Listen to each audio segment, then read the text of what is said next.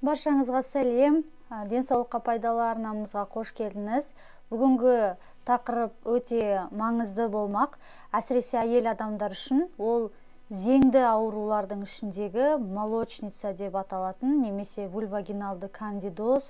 Бұл әйел адамдарды көбінесе жағымсыз иіс және қышыну сияқты артық келетін выделениялармен мазалайды. Бірақ бүгін мен сіздерге тек қана алма уксусы арқылы бұл дерттен қалай құтылуға болатынын көрсетемін.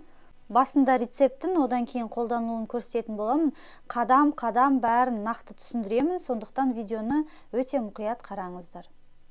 Алдымен бізге 200 мл қайнаған жылы су керек болады.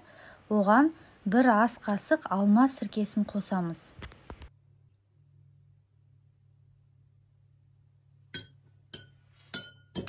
Бұл бізде ішуге арналған концентрация. Келесі бізге 1 литр банкаға 900 мл ішетін, яғни питьевой судан құямыз. Оған 100 мл алма сіркесін қосамыз. Енді бұның қолданылуын көрсетемін. Грушаны мүлдем қолданып көрмеген адамдар болса, осылай ішке қарай басып, содан соң судың ішіне кіргізгеннен кейін ол суды өзіне қарай тартып бастайды. Қалауларыңызға қарай бұдан да үлкен грушалар бар, кімге қалай ыңғайлы. Осы рецепттарды көрсеттім, енді қолданылуын ары қарай тыңдаңыз.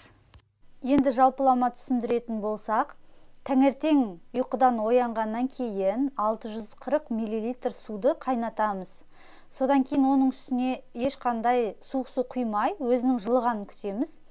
Жылығаннан кейін 2 стакан су ішеміз, яғни 400 мл су ішеміз. Ар жағында 200 граммдай су қалады, соның ішіне бір ас қасық алма уксусын құямыз. Оны араластырып ішкеннен кейін 40 минут 1 сағат еш нәрсе жемейміз. Өзіңіз бір жұмыстарыңызбен айналысып жүре беріңіз. Ағзаны тазалау жұмысын осылай іске қосқан боламыз. Екіншісі, жаңағы көрсеткендей, осы дайындаған уксус қосылған концентрацияны грушамен алып, дәретханаға барып, жуынатын боламыз осымен. Яғни, осы бір банканы толықтай бітіруіміз керек болады. Және ең соңғысы да уксусты қолымызға алып, қолымызға құйып, бүкіл денемізді сипап шығуымыз керек. Әсіресе бастың, шаштың түбінен бастап бүкіл денемізге жағып шығып, солай 10 минут тұрамыз. 10 минуттан кейін толықтай душ аламыз. Айта кететін тағы бір маңызды мәселе, егерде сіз тұрмыста болған болсаңыз, яғни сіздің жұбыңыз бар болған болса, міндетті түрде ол да уксусты суды ішіп, және уксуспен денесін сүртіну керек. Бұл 3 тәсілді де 10 күн бойы тоқтатпай жасау керек болады. 10 күннен кейін міндетті түрде нәтиже көресіз.